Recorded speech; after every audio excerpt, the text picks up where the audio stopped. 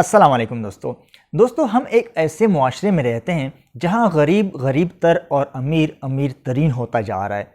ایسا کیوں ہوتا ہے؟ ہر شخص کے زبان پہ یہ سوال ہے، لیکن ہم نے کبھی اس کے اوپر سوچا ہی نہیں ہے ایسا ہوتا کیوں ہے۔ یہاں میں سرکاری نوکری، اس کا پروٹوکول، سینکڑوں لیٹر پیٹرول، سرکاری گاڑیاں، IMF کے قرضے سب ڈسکس کروں گا۔ یہ ویڈیو اینڈ تک ضرور دیکھیے، پورا سسٹم سمجھ آ جائے گا کہ ہمارے ساتھ ہو کیا رہا ہے۔ ہم IMF سے قرضے تو لیتے ہیں، واپس کیوں نہیں کر پاتے؟ اس طرح اور کئی سوالات کے جواب آپ کو اس ویڈیو میں مل جائیں گے۔ پاکستان ایک واحد ملک ہے جہاں ہر شخص سرکاری نوکری کا خواہش مند ہوتا ہے۔ یہ خواہش کسی کی پوری ہو جاتی ہے اور کسی کی نہیں۔ ایک روایتی تعلیم پوری کرنے کے بعد ہم سرکاری نوکری کیوں چاہتے ہیں؟ ذرا سنیے۔ یہاں میں آپ کے سامنے ایک مثال رکھتا ہوں ماسٹر ڈگری کی، کیونکہ یہ ایک عام سی تعلیمی ڈگری ہے، نہ زیادہ اوپر لیول کی اور نہ زیادہ نیچے لیول کی۔ 16 سالہ تعلیم مکمل کرنے کے بعد ہر پاکستانی نوجوان کی کوشش ہوتی ہے کہ وہ سرکاری نوکری حاصل کر لے۔ اس لیول پہ آپ 17 اسکیل حاصل کرنے کے قابل ہو جاتے ہیں، لیکن یہ نوکری وہ حاصل کرتے ہیں جن کے پاس سفارش ہوتی ہے، جن کے پاس پرچی ہوتی ہے، جس کا کوئی ماما تایا پہلے سے کسی بڑی پوسٹ پہ موجود ہوتا ہے، اور اس میں حربے ایسے استعمال کیے جاتے ہیں کہ عام لوگ واقعی سمجھتے ہیں کہ یہاں سب کچھ میرٹ پہ ہوتا ہے، لیکن حقیقت میں ایسا نہیں ہوتا۔ یہ تو بات ہوئی نوکری حاصل کرنے کی، اب بات کرتے ہیں کہ آخر کار سرکاری نوکری ہی کیوں؟ اگر آپ کے فیملی میں پہلے سے کسی نے سرکاری نوکری کی ہو تو آپ کو پتہ ہوگا کہ سرکاری نوکری کے بہت زیادہ فائدے ہوتے ہیں، جیسا کہ ایک اچھی سیلری موجودہ دور کے مطابق، یعنی کہ دور کوئی بھی ہو، پریزنٹ وقت میں ایک سرکاری نوکری ایک چھوٹے گھر کی تمام تر ضروریات پوری کر سکتی ہے، کیونکہ سرکاری نوکری کی تنخواہ سال میں 2-3 مرتبہ بڑھ جاتی ہے۔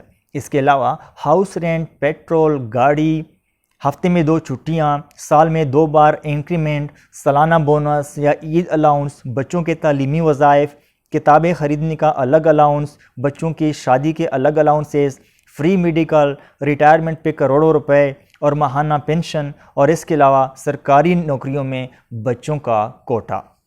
سرکار سے میرا سوال ہے کہ کیا غریب شخص کا بیٹا یہ نوکری نہیں کر سکتا؟ میں کہتا ہوں کہ کر سکتا ہے۔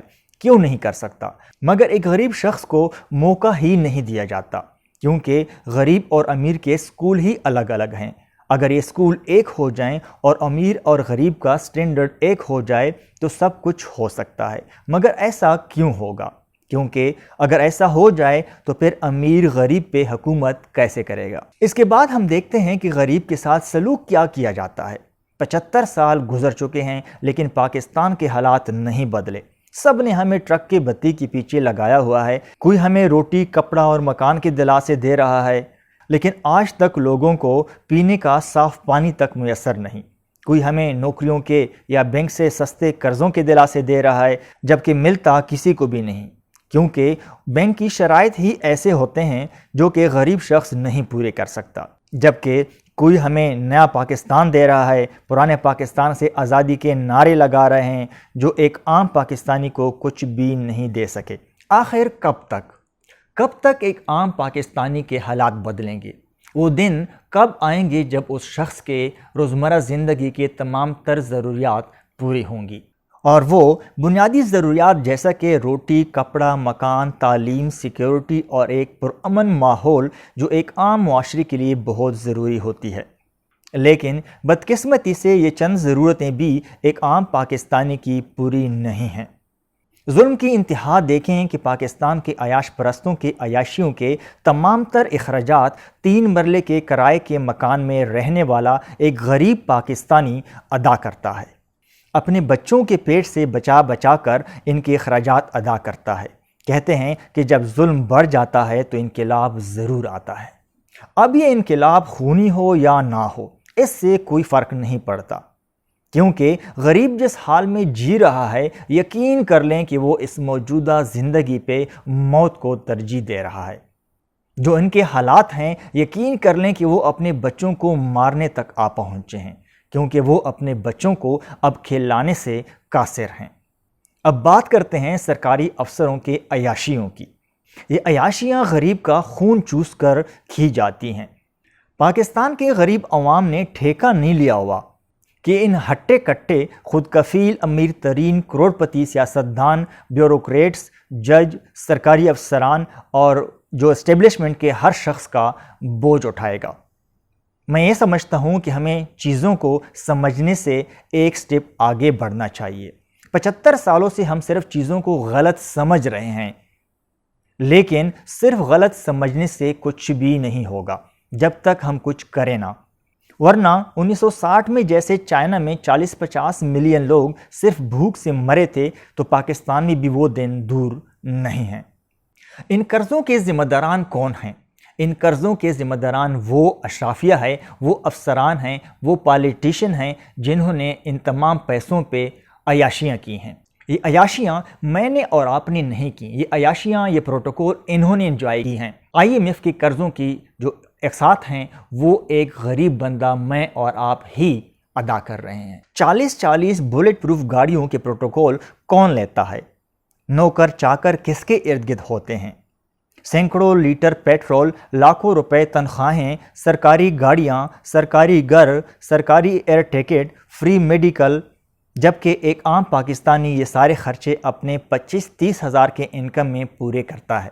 یہ لاکھوں روپے کی تنخواہیں فری میں لے رہے ہوتے ہیں، کام کی نہیں لیتے، جب کام کرتے ہیں کام کے بدلے رشوت لیتے ہیں، لیکن پھر بھی 3 مرلے کے کرائے کے مکان میں رہنے والا پاکستانی ہی IMF کے قرضے ادا کرتا ہے، جبکہ ان قرضوں سے ایک عام شخص کو نہ تو فری پیٹرول، نہ فری میڈیکل، نہ فری ایجوکیشن، نہ فری ٹرانسپورٹ، نہ گھر، نہ بجلی، نہ گیس اور نہ پانی ملتا ہے۔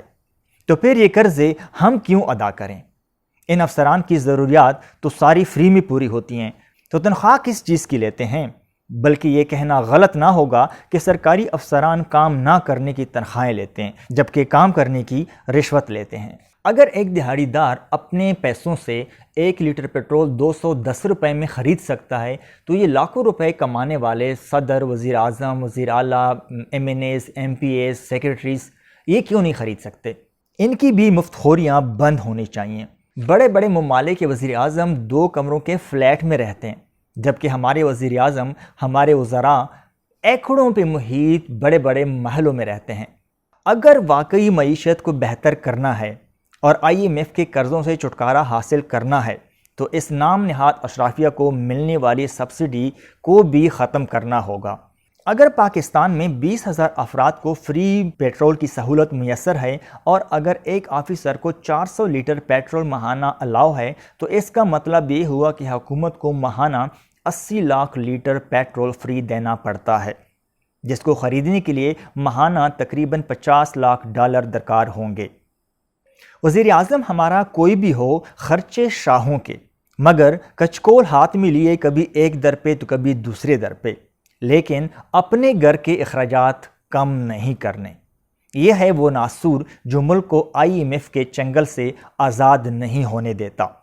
آپ جو کوئی بھی ہیں، آپ کا جس بھی پارٹی سے تعلق ہے، یہ آپ کا قانونی حق ہے، لیکن اس نام نہاد اشرافیہ کے سبسڈیز، ان کے تمام تر ایکسٹرا بینیفٹس ختم کرنے ہوں گے۔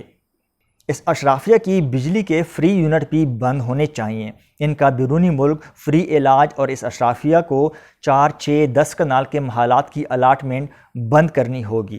تمام سرکاری گاڑیاں نیلام ہونی چاہیے۔ اگر 1 سے 16 اسکیل کے تمام سرکاری ملازمین اپنے خرچے اپنی تنخواہ میں پوری کر سکتے ہیں تو باقی اشرافیہ بھی اپنے اخراجات اپنی ہی تنخواہ میں پوری کریں۔ آپ یقین کریں کہ یہ تمام تر سرکاری گاڑیاں ویکنڈ پہ نادرن ایریاز میں موجود ہوتی ہیں۔ ان اشرافیہ کی فیملی کو لے کر غریب عوام کے پیسوں سے سیریں کی جا رہی ہوتی ہیں۔ کسی بھی قوم کے ترقی کا پہلا اصول انصاف ہے۔ اگر اس قوم میں انصاف نہیں ہے، برابری نہیں ہے تو اس کا حال پاکستانی قوم جیسا ہوتا ہے۔ یہ تمام سرکاری گاڑیاں جو آفیسرز کو الاٹ ہوئی ہیں یہ نیلام ہونی چاہیے اور ان لوگوں کو بھی پبلک ٹرانسپورٹ استعمال کرنی چاہیے۔ یہ ساری چیزیں میں نے آپ کے سامنے رکھ دی ہیں، یہ عیاشیاں بند کرنی ہوں گی۔ اگر ایسا ہوا تو یقین کریں کہ IMF کے قرضے اتارنا کوئی بڑا ٹاسک نہیں ہے۔ اور اگر ایسا نہ ہوا تو خدا نہ خواستہ چائنا کی طرح کہیں ہمیں بھی 40-50 ملین لوگوں کی قربانی نہ دینی پڑے، خوراک کے خریدنے کی سکت نہ رکھنے کی وجہ سے۔ اگر یہ ویڈیو اچھی لگی ہو تو ہمارے چینل کو سبسکرائب کریں اور اس ویڈیو کو شیئر کریں تاکہ اقتدار کے اعلیٰ حکام کو بھی پتہ چلے۔